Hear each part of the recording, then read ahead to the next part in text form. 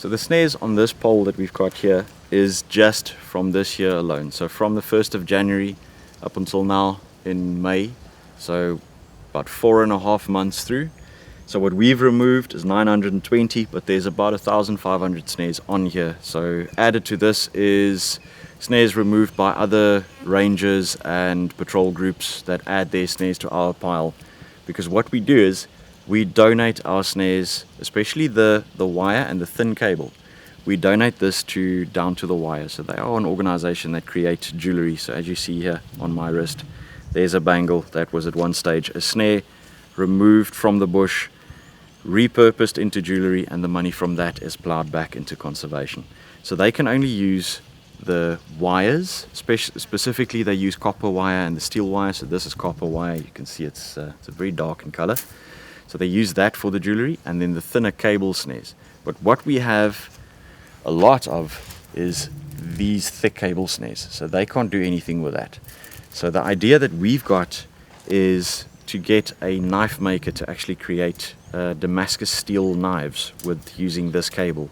And then the knife handles, we want to specifically use buffalo horn, and we want to use giraffe bone that is sourced from animals that have been killed in snares, and we quite often encounter that. So we want to use that material for the knife handles and create an entire story around it.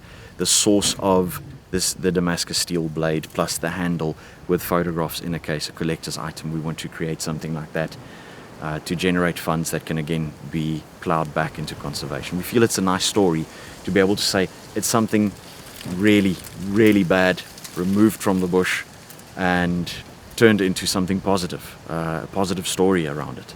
So we want to look at that. And another option that we're looking at is maybe getting a sculptor that can create a life-size wildlife sculpture out of the snares and auctioning that up for funding to be able to continue running these operations and this project. We found this at a poaching scene last year where a young buffalo bull had managed to get the snare around his horn, and you can see how he cut off his own horn and basically broke this out of his skull. He managed to survive. He's one of the lucky few.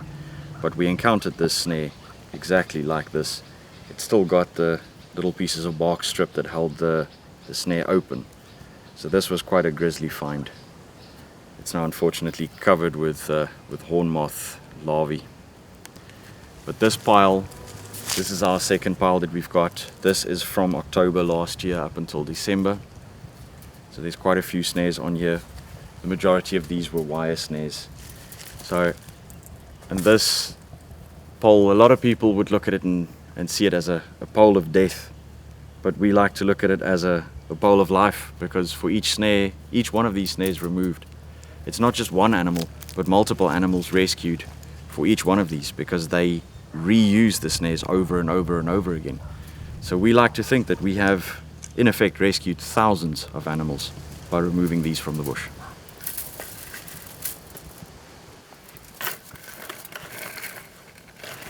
People don't always need to be physically involved in removing snares. If you want to get involved and you're not physically able, there are many other ways that you can contribute and play your part in fighting this. And one is by spreading awareness. Follow the groups and organizations and projects that do this on social media and share that. Talk to people about it, tell people about it, educate people, making more people aware. That is you playing your role, doing your part. Reach out to organizations and ask them if they need somebody that can help with social media posts. If you are unable to physically go and walk in the bush, but you're good with social media, reach out and offer a helping hand to say, I can contribute by doing your social media or doing your marketing or doing your fundraising. You can get involved in so many different ways. Or if there's administration that you can help with.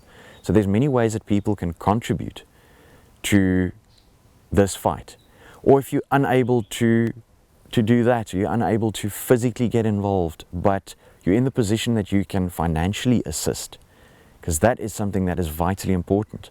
It all boils down to availability of funding for these projects to succeed, whether it is for equipment or for fuel to drive vehicles to these areas where the snares need to be removed, or to quickly get to an area where an animal needs to be rescued, funding is vitally important. So if you're unable to assist in any other way, but what you can do is financially contribute, that is probably one of the most important ways that you can contribute to this.